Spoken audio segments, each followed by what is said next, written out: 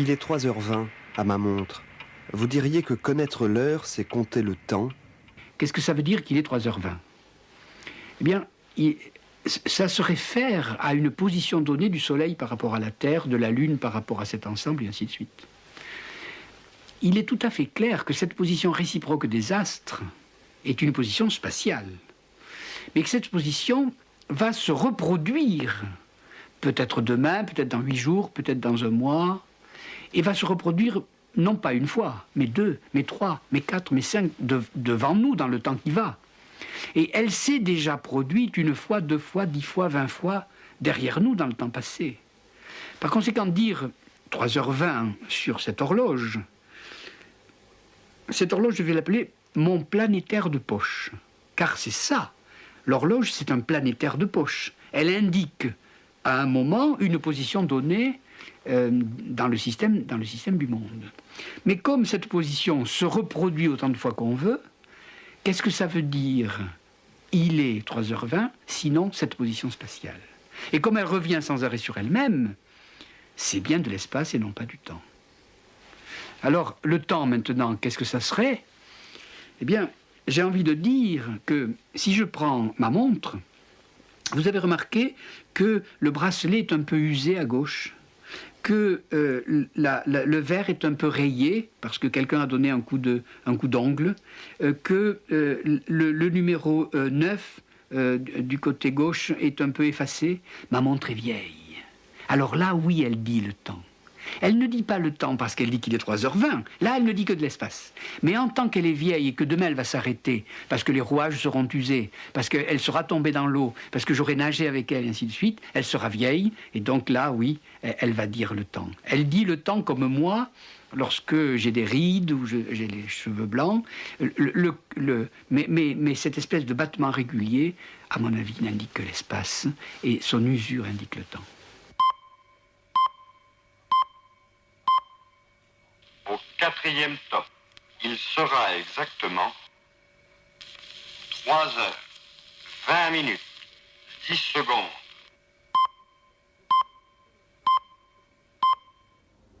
Il a fallu attendre très longtemps pour associer les heures, et je crois pouvoir dire, sans risque de me tromper, que l'arrivée de l'horloge parlante diffusée par la radio a été probablement le moment où tout le monde, de Tourcoing jusqu'à Perpignan et de Brest jusqu'à Strasbourg, a eu en France la même heure, y compris à la campagne. Mais dans ma jeunesse encore, les paysans avaient l'heure solaire et les gens de la ville avaient l'heure qu'on appelait l'heure de la ville. Savoir qu'on pouvait imaginer en France des personnes distantes de 12 km qui ne vivaient pas à la même heure.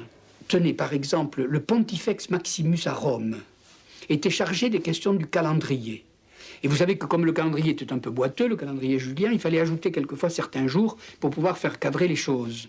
Eh bien, lorsque le Pontifex Maximus avait emprunté beaucoup d'argent, il faisait sauter les jours où il devait rendre l'argent. Vous voyez? Donc il faisait fortune. Vous voyez bien que le temps n'avait pas cette espèce de flux absolument précis, découpé de manière rigoureuse entre des limites fixes. Donc quand vous parlez du temps au Moyen-Âge, c'est un temps qui est dirigé vers le salut dans l'éternité.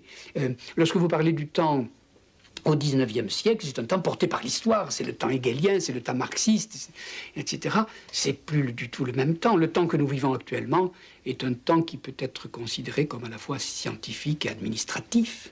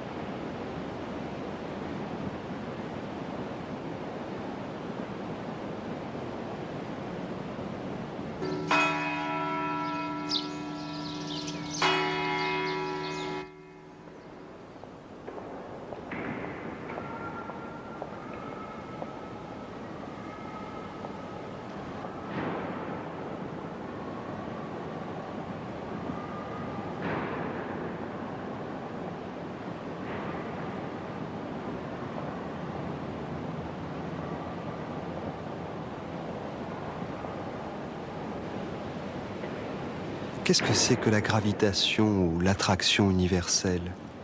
Les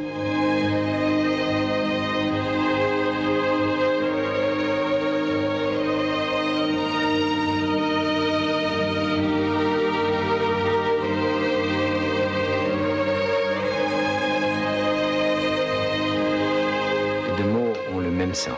Ils expriment cette découverte fondamentale de Newton, c'est que entre deux corps massifs, formés donc de matière, la Terre et la Lune, la Terre et une pierre, le Soleil et la Lune, le Soleil et Mars, s'exerce une force qui, si on la laisse agir, va rapprocher ces deux corps l'un de l'autre. Chacun d'eux va tomber sur l'autre. Gravitation, c'est la chute des corps pesants, ou comme on les appelait du temps de Newton, les graves.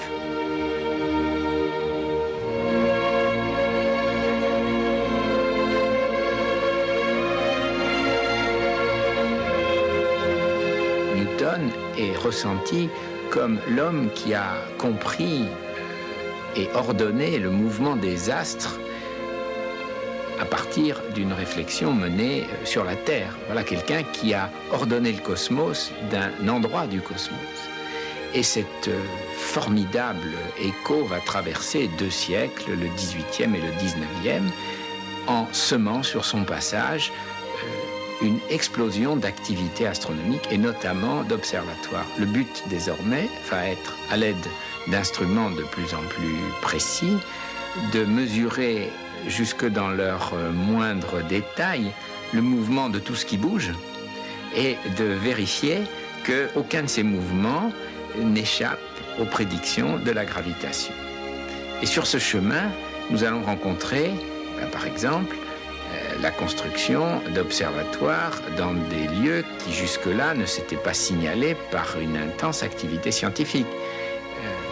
La création d'une station d'observation à Leningrad marque l'entrée de la Russie dans cette explosion de la raison qui va être celle de tout le siècle des Lumières.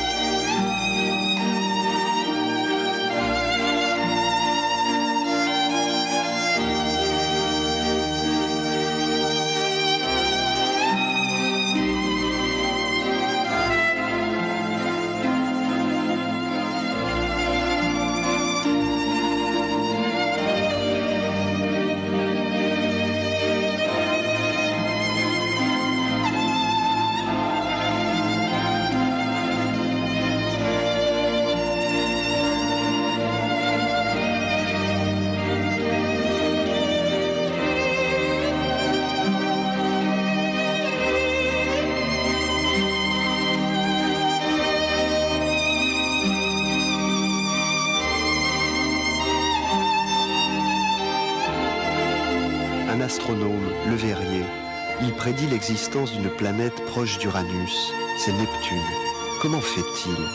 Puisque chacun des corps s'attire par cette force universelle et que le mouvement de chaque objet est entièrement déterminé dans le vide qui sépare les planètes et les étoiles, il s'agit ici de planètes, dans le vide du système solaire, puisque le mouvement de chacun des objets est entièrement déterminé par l'ensemble des forces qu'il subit. Si un objet décrit une certaine trajectoire, cette trajectoire est le résultat de toutes ces forces. On en connaît un certain nombre, celles qu'il subit de la part des planètes déjà connues. Jupiter, Saturne, les plus massives, mais aussi Mars ou Uranus, découvert au début de ce siècle. Si maintenant le mouvement s'écarte de la prédiction, c'est qu'il y a une force supplémentaire qui est présente. Quelle en est l'origine? Eh bien, les techniques mathématiques qui ont beaucoup progressé au début du XIXe siècle et qui ont permis de rendre compte des moindres irrégularités du mouvement des planètes, c'est notamment le travail de Laplace autour de la Révolution française, ces techniques mathématiques sont maintenant suffisamment raffinées pour que le plus petit écart résiduel du mouvement d'une planète puisse interroger sur l'origine de cet écart. Il y a une force qui n'a pas de source. Et on peut tracer cette source, ou traquer cette source plus précisément, et dire, là, dans ce point du ciel, tel jour, à telle heure, doit se trouver une source de cette force, une masse, une planète. C'est ce que fait Le Verrier.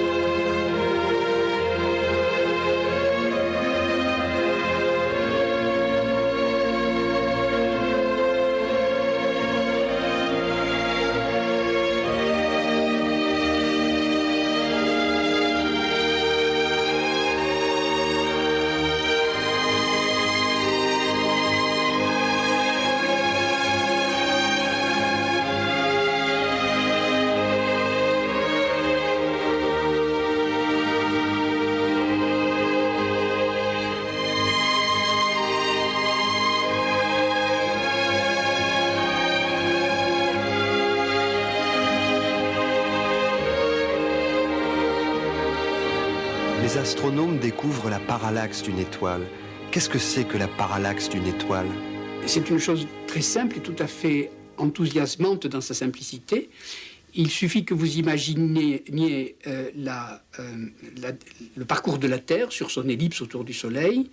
Et ce parcours peut être considéré comme une ellipse qui a un grand axe.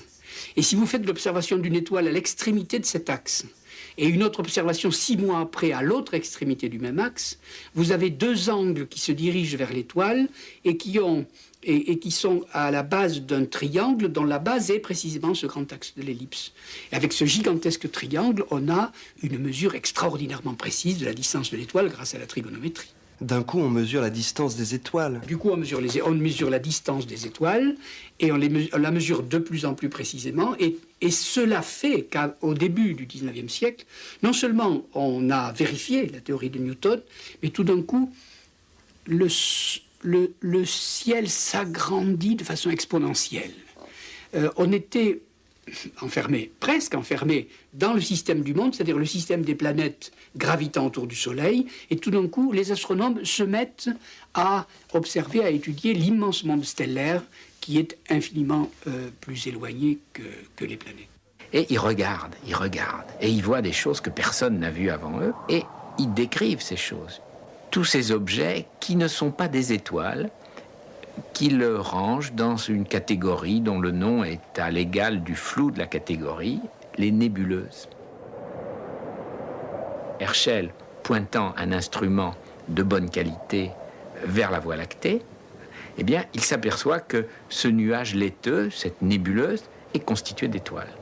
Ainsi, à une distance qui n'est pas déterminée, qui est beaucoup plus lointaine que les étoiles dont on vient de mesurer la parallaxe, se trouve un véritable semis de myriades, de milliards d'étoiles qui forment une espèce de système.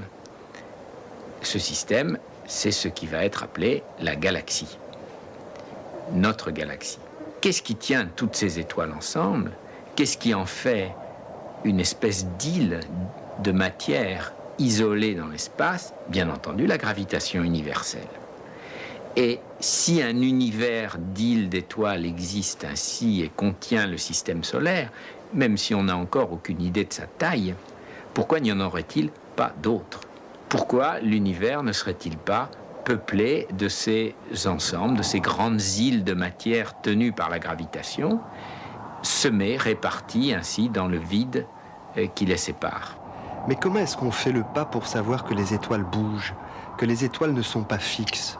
Newton parlait d'une sphère sur laquelle il y avait des étoiles fixes. Il n'y a plus de sphère à l'époque dont on parle là. L'astronomie a effectivement vécu depuis l'Antiquité avec cette idée que les étoiles sont fixes. La parallaxe des étoiles leur donne un mouvement apparent, mais nous venons de voir que ce mouvement apparent n'est que la traduction du mouvement de la Terre autour du Soleil. Il n'est pas un mouvement propre des étoiles. Alors les étoiles ont-elles ou non un mouvement propre? Newton s'est posé la question puisque normalement la gravitation doit jouer entre les étoiles. Elles doivent donc tomber les unes sur les autres. Cette chute des étoiles existe-t-elle ou n'existe-t-elle pas? C'est Halley qui, le premier, va constater que la position de 3 étoiles brillantes reportées sur des cartes dans l'Antiquité n'est plus la même. Les cartes sont-elles fausses ou les étoiles ont-elles bougé? Eh bien, la réponse va être confirmée par des mesures faites jusqu'au début du XIXe siècle. Ce sont les étoiles qui bougent.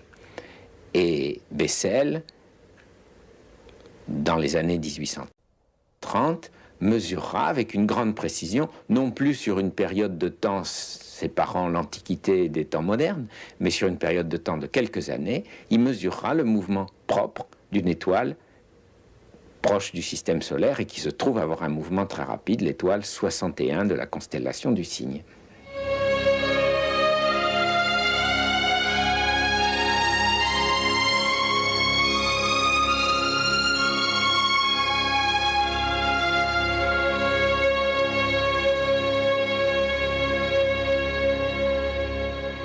Qu'est-ce qu'on fait dans cette Voie lactée? Où est le Soleil par rapport à ces étoiles? Herschel propose un modèle de la Voie lactée qui va devenir le modèle de la galaxie. Le Soleil est situé sur le bord d'un disque qui contient les étoiles et dont il propose une première organisation dans l'espace.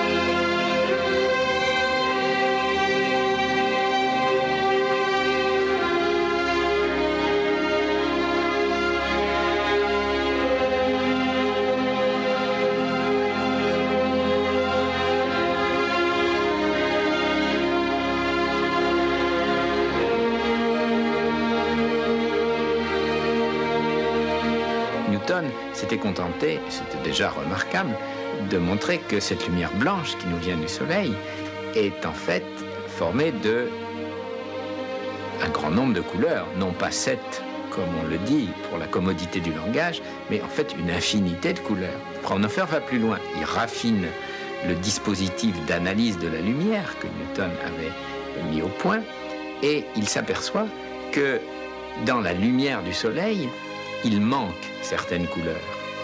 Oh, elles manquent très peu. C'est un rouge tout à fait particulier. Nous dirions aujourd'hui une longueur d'onde de la lumière qui manque. C'est un tout petit peu d'un certain bleu, un tout petit peu d'un certain jaune. Et Fraunhofer met donc en évidence dans la lumière du Soleil, on dira dans le spectre du Soleil, c'est-à-dire cette lumière décomposée en ses constituants, l'absence de certaines couleurs. À quoi est due cette absence? Eh bien, c'est la naissance de l'astrophysique. Parce que ces couleurs absentes dans le spectre du Soleil, elles traduisent quelque chose sur les atomes qui sont présents dans le Soleil et qui sont la source de la lumière. Elles traduisent le fait que certains atomes sont présents dans le Soleil. Ainsi, pour la première fois, la lumière est décodée, le message de la lumière est décodé pour traduire quelque chose sur la composition physique de l'objet qu'il a émis. On ne parle plus seulement des étoiles, désormais, en termes de position dans le ciel, en termes de mouvement, on parle d'elles en termes de matière. En quoi sont-elles faites ?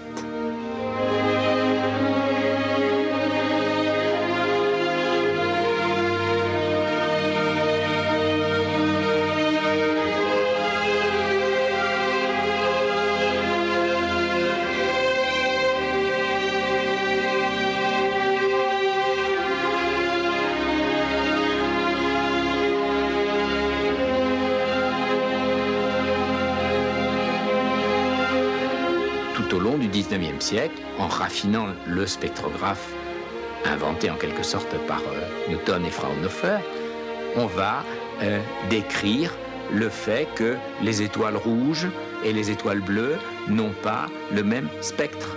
Donc probablement leur composition, leur température sont différentes. On va introduire des classes d'étoiles. Et les observatoires du monde entier vont se préoccuper de photographier les spectres du plus grand nombre possible d'étoiles pour disposer d'une classification. C'est une sorte, si l'on veut, de zoologie stellaire, mais avec un outil d'analyse extrêmement raffiné que l'on va faire.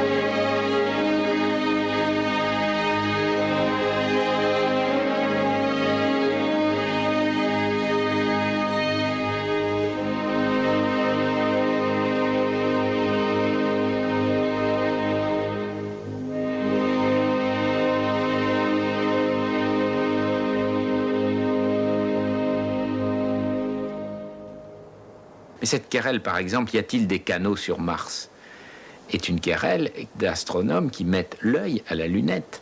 L'un dit j'en vois et l'autre dit je n'en vois pas. Lequel a raison? Comment décider? Comment trancher entre les deux? Faire un dessin. Le premier fait un dessin, il y a des canaux. Le second fait un autre dessin, il n'y a pas de canaux. Qui a raison?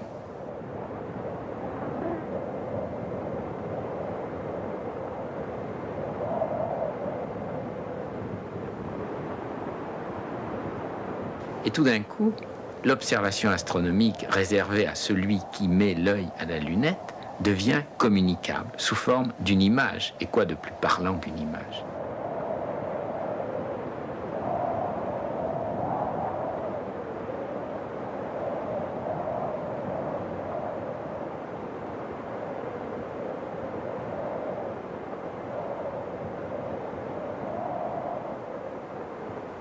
L'astronomie ressemble à une légende du monde. Vous diriez que l'astronomie est la légende du monde? Oui, parce que j'aime bien le mot légende, parce qu'il a deux sens. D'abord, le mot légende, c'est ce mot qui est en dessous de toutes les cartes, et qui veut dire comment il faut lire les cartes. Alors la science est un peu la légende du monde, dans ce que, quand vous regardez la science, elle vous permet de lire le monde. Et le mot légende veut dire aussi une histoire racontée. Quelque chose comme un mythe ou une bonne histoire d'autrefois, vous voyez. Et que ça soit dit dans un mot, c'est ça Jules Verne. Jules Verne, c'est assez de science pour que ce soit la légende du monde, c'est-à-dire cela vous fait comprendre, mais c'est aussi une légende, c'est-à-dire il vous raconte une histoire qui vous passionne toute la nuit. Donc le mot là tombe assez bien pour cet effort extraordinaire d'éducation et de récréation qu'a fait Jules Verne à cette époque. Et par exemple, il met en scène à Alger un jeune Gascon qui doit être lieutenant dans un régiment, et à un moment il arrive une secousse à l'Algérie, et une sorte de comète arrache une partie de la Terre et les entraîne dans le système solaire, et là il visite Uranus, Neptune, Mars, Vénus, vous voyez, il y a une sorte de voyage extraordinaire dans le système des planètes, vous voyez. Le voyage de Jules Verne, qui est toujours le voyage dans la science, est en astronomie le voyage dans les planètes, alors que le vrai voyage, à l'époque où il écrit, est pour les astronomes qui font de la science le voyage dans les étoiles.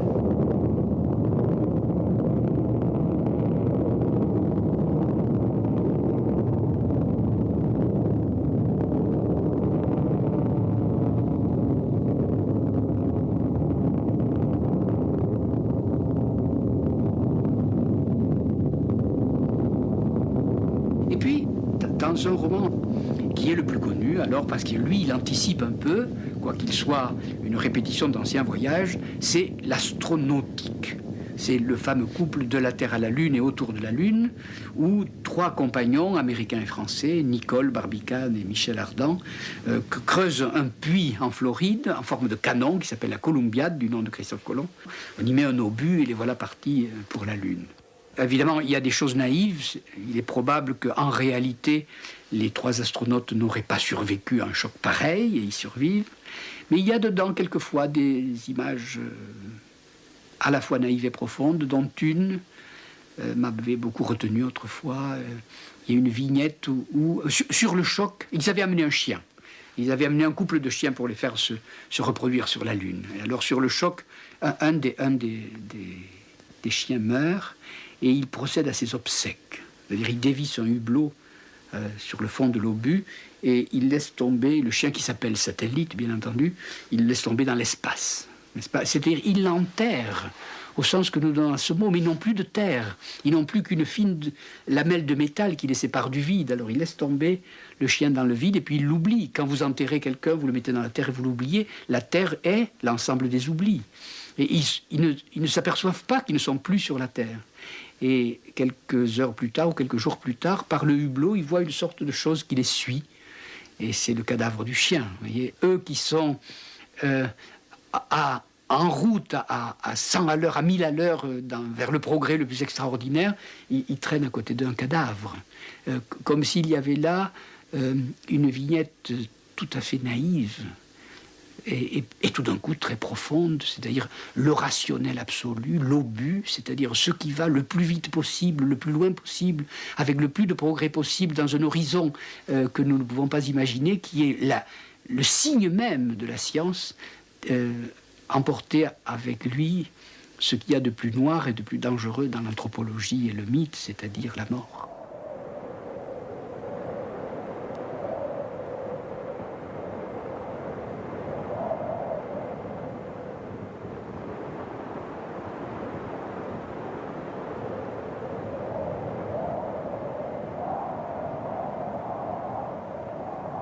Pour observer les étoiles, les astronomes placent leurs lunettes sur des montures équatoriales.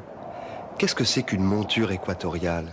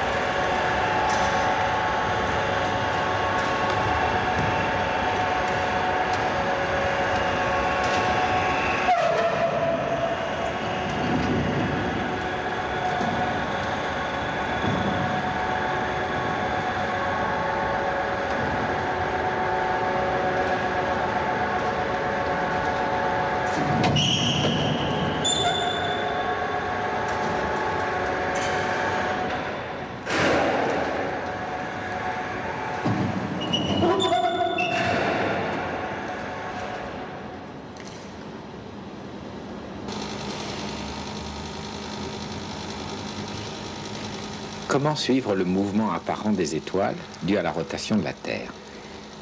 Ce mouvement nous paraît très lent, quand on regarde la Lune qui se lève. Mais à partir du moment où le télescope donne une image avec une grande résolution, beaucoup de détails, ce mouvement est en fait très rapide.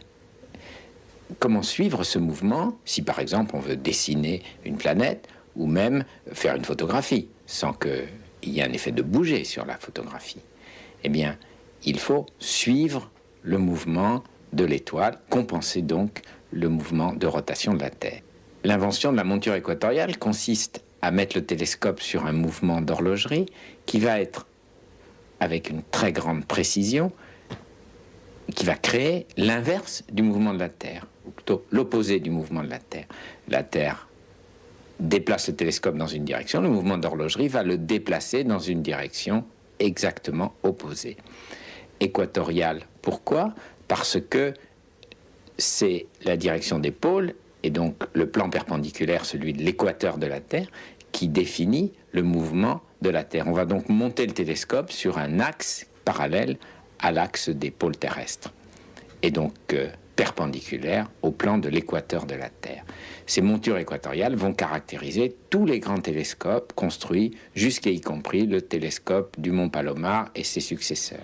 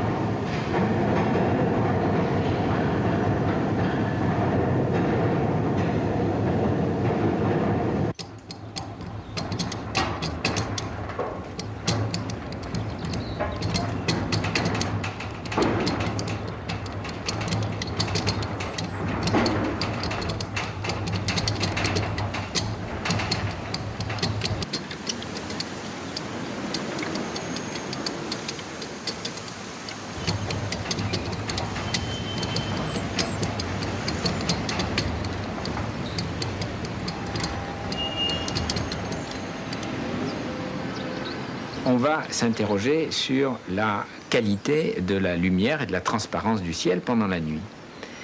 Et le facteur est aggravé par le fait que les villes se chauffent au charbon et la population des villes augmente beaucoup à la fin du 19e siècle et l'atmosphère devient vraiment très peu transparente. Il faut s'en éloigner. Où doit-on aller? Et c'est là que commence cette démarche de s'élever. Pour que la lumière ait moins d'air à traverser entre l'étoile et la lunette ou le télescope. L'exemple peut-être le plus remarquable est l'observatoire de Lick, construit en Californie, avec au fond cet aboutissement de la ruée vers l'or. On arrive en Californie, eh bien on va construire un des plus grands observatoires de la fin du 19e, cette grande lunette de Lick, qui va être mise sur une montagne qui ressemble beaucoup à nos observatoires modernes, puisqu'elle est loin de toute ville et à une altitude où on est au-dessus des nuages, profitant d'une configuration météorologique tout à fait particulière à la côte californienne. Le courant froid qui remonte l'océan Pacifique et qui longe la côte oblige les nuages à rester sur les collines très proches de la mer et un peu à l'intérieur des terres. C'est désertique. Placer un observatoire sur cette colline est une situation astronomique tout à fait excellente.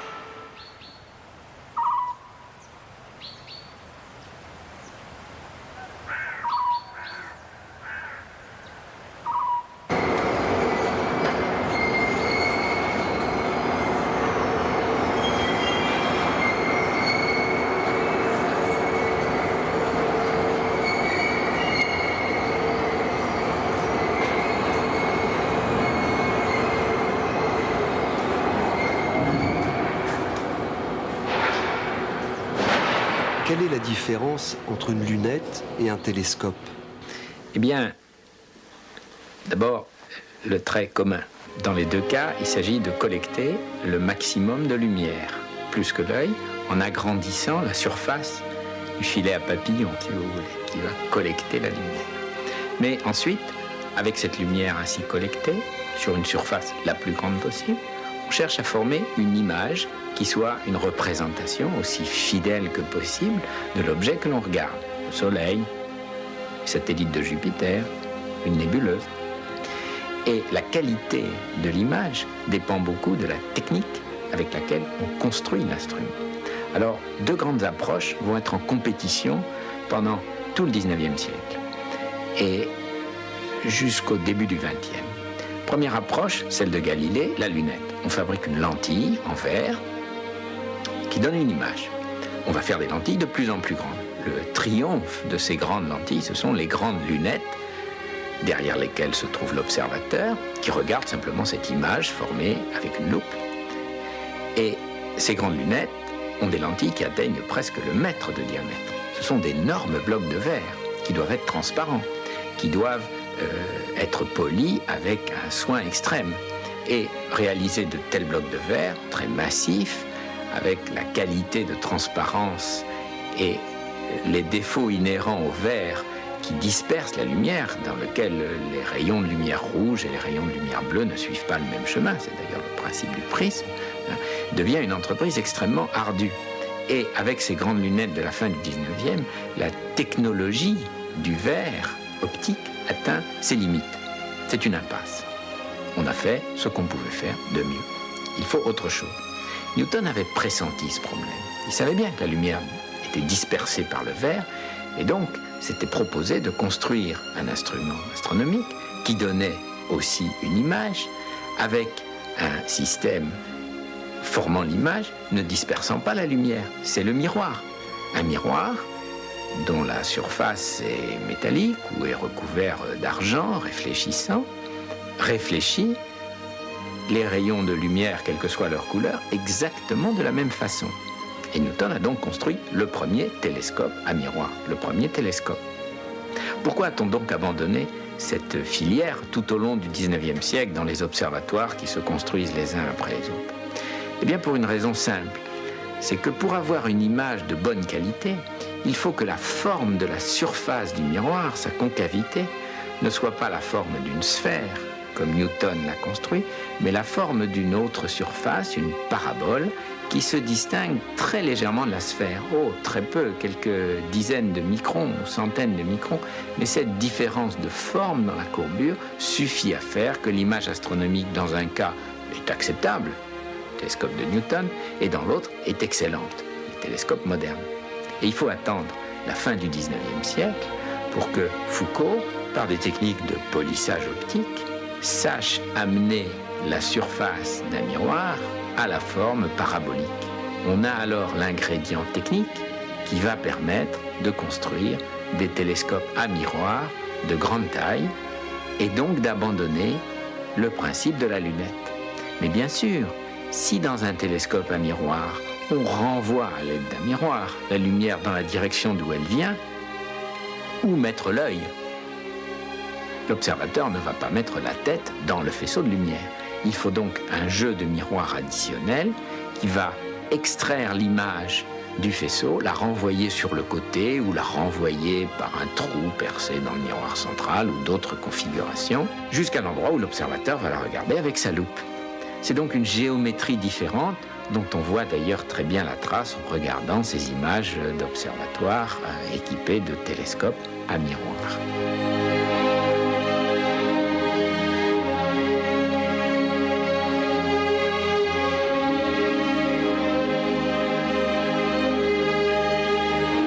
La lumière devient à la fin du 19e siècle omniprésente. Jusque-là, la seule source de lumière intense, c'est le soleil. Et voilà que l'électricité, l'arc électrique, conduit à l'illumination des villes, l'illumination des monuments. On saisit la lumière sur la photographie qui soudain explose, se répand, se multiplie. La lumière est partout. Il y a là une espèce de convergence entre la physique, les modèles les plus intelligents que l'on sache faire de la lumière, et puis l'expérience de tout un chacun qui se promène dans des villes qui sont désormais éclairées. Edison, qui invente l'ampoule électrique à incandescence, est également passionné par l'astronomie et son talent, s'il avait pu s'y exercer davantage, aurait sans doute conduit à des découvertes qu'on n'a faites que des dizaines d'années plus tard. On a quelques indices de ça dans les travaux d'Edison.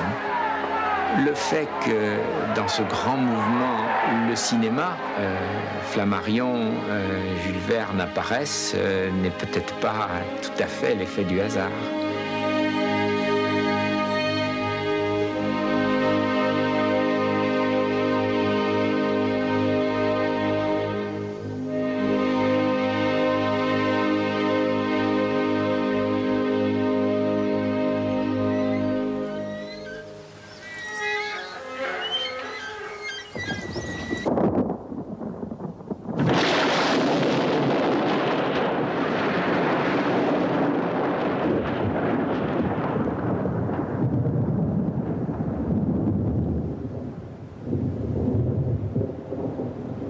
Les décharges électriques, la lumière, Maxwell affirme que c'est la même chose.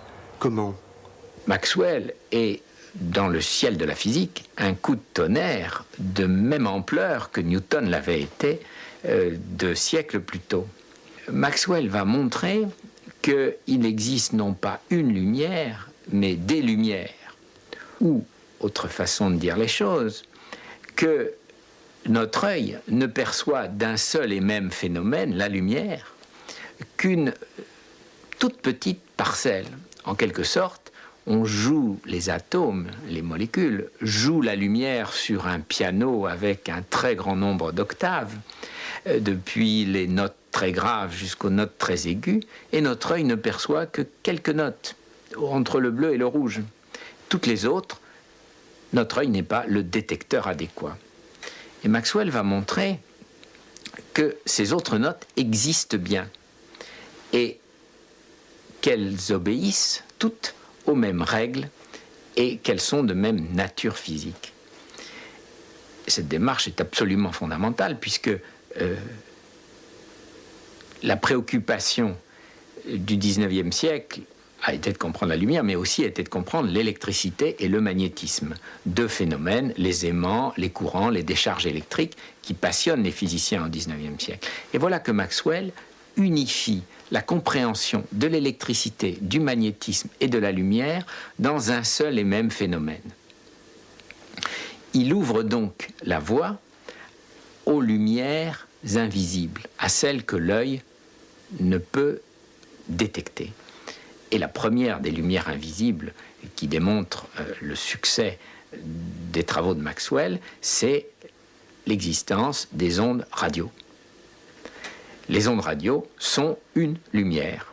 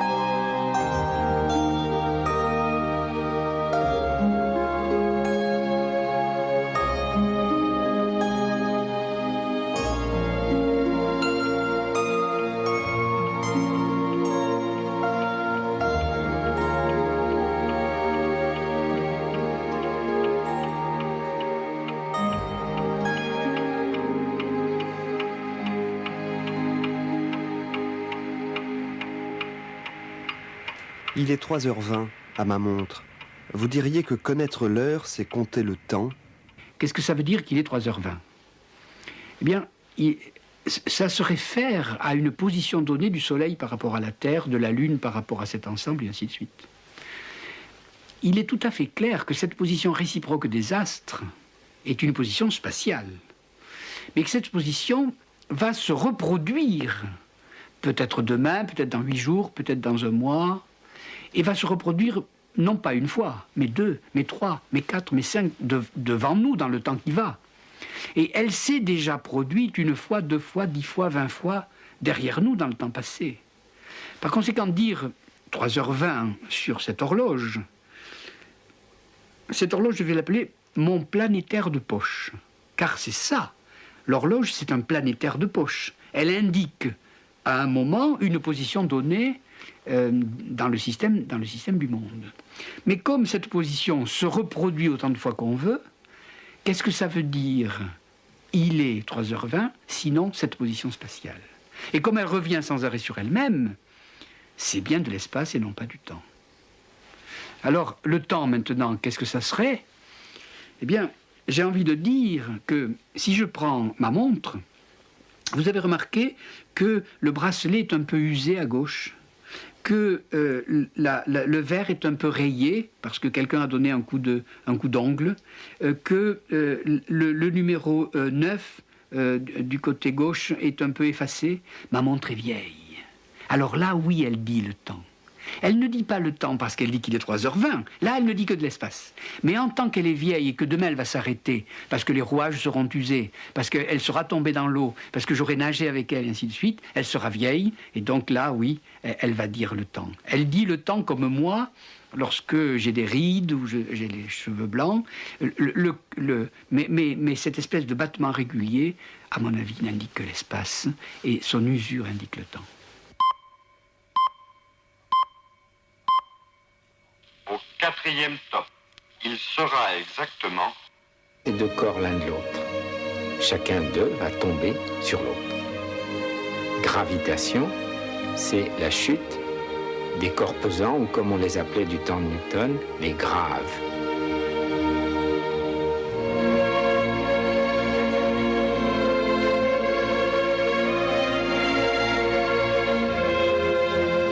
Newton est ressenti comme l'homme qui a compris et ordonné le mouvement des astres à partir d'une réflexion menée sur la Terre. Voilà quelqu'un qui a ordonné le cosmos d'un endroit du cosmos. Et cette formidable écho va traverser 2 siècles, le 18e et le 19e, en semant sur son passage une explosion d'activités astronomiques et notamment d'observatoires. Le but désormais va être, à l'aide d'instruments de plus en plus précis, de mesurer jusque dans leurs moindres détails le mouvement de tout ce qui bouge et de vérifier qu'aucun de ces mouvements n'échappe aux prédictions de la gravitation. Et sur ce chemin, nous allons rencontrer, par exemple, la construction d'observatoires dans des lieux qui jusque-là ne s'étaient pas signalés par une intense activité scientifique.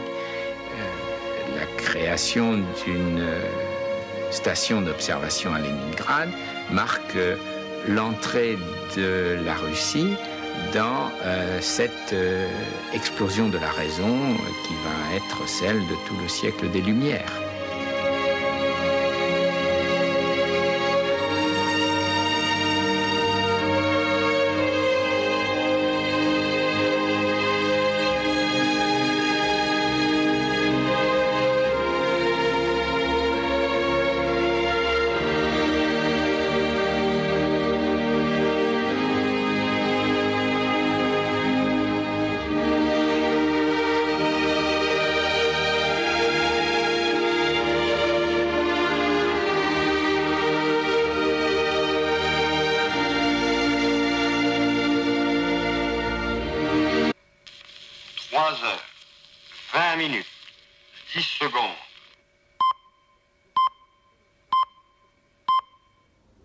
Il a fallu attendre très longtemps pour associer les heures, et je crois pouvoir dire, sans risque de me tromper, que l'arrivée de l'horloge parlante diffusée par la radio a été probablement le moment où tout le monde, de Tourcoing jusqu'à Perpignan et de Brest jusqu'à Strasbourg, a eu en France la même heure, y compris à la campagne. Mais dans ma jeunesse encore, les paysans avaient l'heure solaire et les gens de la ville avaient l'heure qu'on appelait l'heure de la ville. Savoir qu'on pouvait imaginer en France des personnes distantes de 12 km qui ne vivaient pas à la même heure. Tenez, par exemple, le Pontifex Maximus à Rome était chargé des questions du calendrier. Et vous savez que comme le calendrier était un peu boiteux, le calendrier julien, il fallait ajouter quelquefois certains jours pour pouvoir faire cadrer les choses. Eh bien, lorsque le Pontifex Maximus avait emprunté beaucoup d'argent, il faisait sauter les jours où il devait rendre l'argent. Vous voyez? Donc il faisait fortune. Vous voyez bien que le temps n'avait pas cette espèce de flux absolument précis, découpé de manière rigoureuse entre des limites fixes. Donc quand vous parlez du temps au Moyen-Âge, c'est un temps qui est dirigé vers le salut dans l'éternité. Lorsque vous parlez du temps au XIXe siècle, c'est un temps porté par l'histoire, c'est le temps hegelien, c'est le temps marxiste, etc. C'est plus du tout le même temps. Le temps que nous vivons actuellement est un temps qui peut être considéré comme à la fois scientifique et administratif.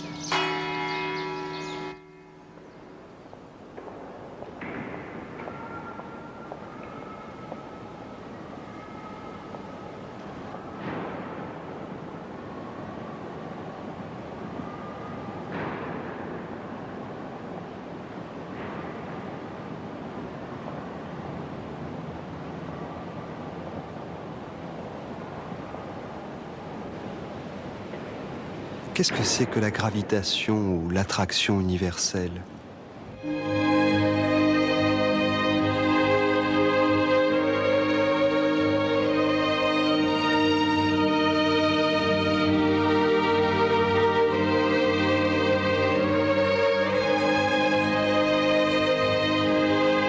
deux mots ont le même sens.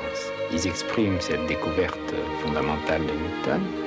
C'est qu'entre deux corps massifs, formés donc de matière, la Terre et la Lune, la Terre et une pierre, le Soleil et la Lune, le Soleil et Mars, s'exerce une force qui, si on la laisse agir, va rapprocher. Vous avez remarqué que le bracelet est un peu usé à gauche, que le verre est un peu rayé parce que quelqu'un a donné un coup d'ongle, que le numéro 9 du côté gauche est un peu effacé. Ma montre est vieille.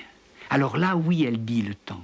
Elle ne dit pas le temps parce qu'elle dit qu'il est 3h20. Là, elle ne dit que de l'espace. Mais en tant qu'elle est vieille et que demain elle va s'arrêter, parce que les rouages seront usés, parce qu'elle sera tombée dans l'eau, parce que j'aurai nagé avec elle, et ainsi de suite, elle sera vieille. Et donc là, oui, elle va dire le temps. Elle dit le temps comme moi, lorsque j'ai des rides ou j'ai les cheveux blancs. Mais cette espèce de battement régulier, à mon avis, n'indique que l'espace. Et son usure indique le temps. Au 4e top, il sera exactement 3h20, 10 secondes.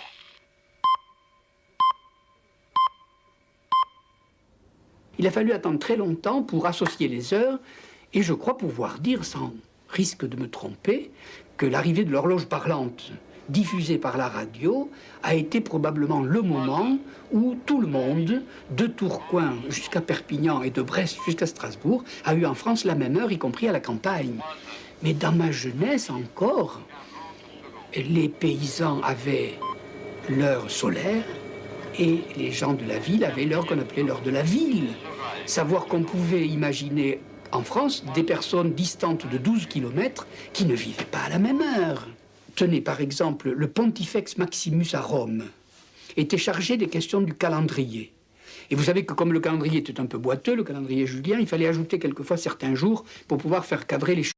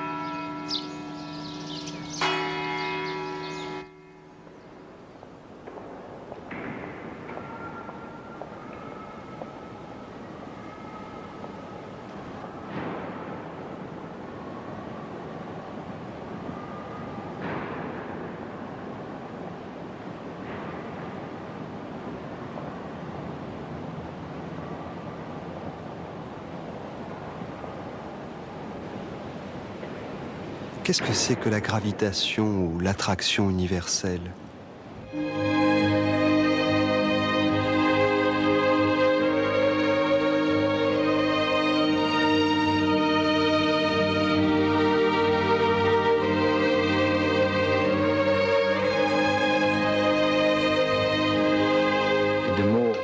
même sens. Ils expriment cette découverte fondamentale de Newton, c'est que entre deux corps massifs, formés donc de matière, la Terre et la Lune, la Terre et une pierre, le Soleil et la Lune, le Soleil et Mars, s'exerce une force qui, si on la laisse agir, va rapprocher ces deux corps l'un de l'autre.